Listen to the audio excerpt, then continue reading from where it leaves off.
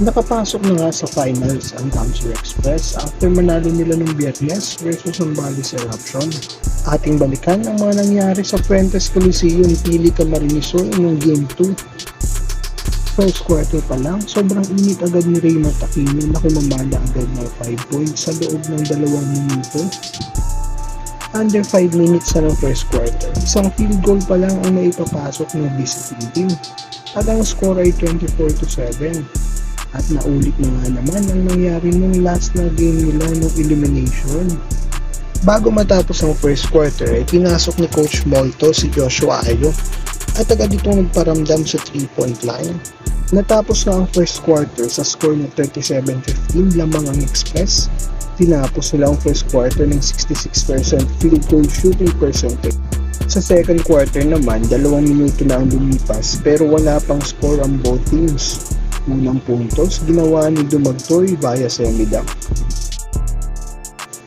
8:15 mark sa orasan na itala ng Zambales ang kanilang unang puntos sa second quarter.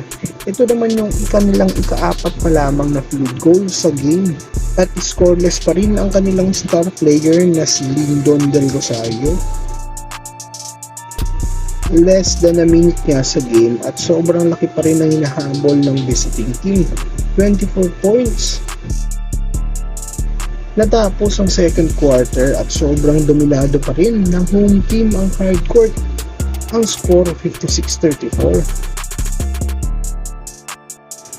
Third quarter at dito inasahan natin na mag-e-erupt na ang Zambales at susubukan talaga nilang makalapit sa score ng home team. At under 10 minutes nga sa quarter ay 20 na lang ang hinahabol ng visiting team. 3-minute mark sa game at muli na namang nag-init ang shooting ni Joshua Ayo kaya balik ang lamang sa 25, 69-44 at dito napatawag ng timeout si Coach Espina ng Eruption. Natapos ang third quarter sa score ng 79-54 at ang bida sa quarter na ito walang iba kundi si Joshua Ayo at Jason Orada. Fourth quarter na nga at ito yung huling 12 minuto na susubukan ng visiting team na humabol at manalo over the home team. Kaya naman todo effort talaga ang ginagawa ng star player na si Del Rosario. Under 10 minutes sa game clock at 25 points pa rin ang hinahabol o lamang ng Express.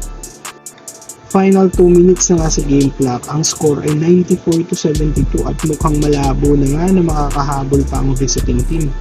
Sa huli na naigang Camsur Express at pasok na sila sa finals. Final score natin 102-74 at ang best player of the game ay walang iba kundi si Joshua Ayo na kumamada ng 21 points, 6 assists at 3 steals. Haharapin nila ang defending champion na Taguig City General sa finals. Maraming salamat po sa panonood at abangan natin ang schedule ng finals na i-announce sa Facebook page ng NBL Pilipinas.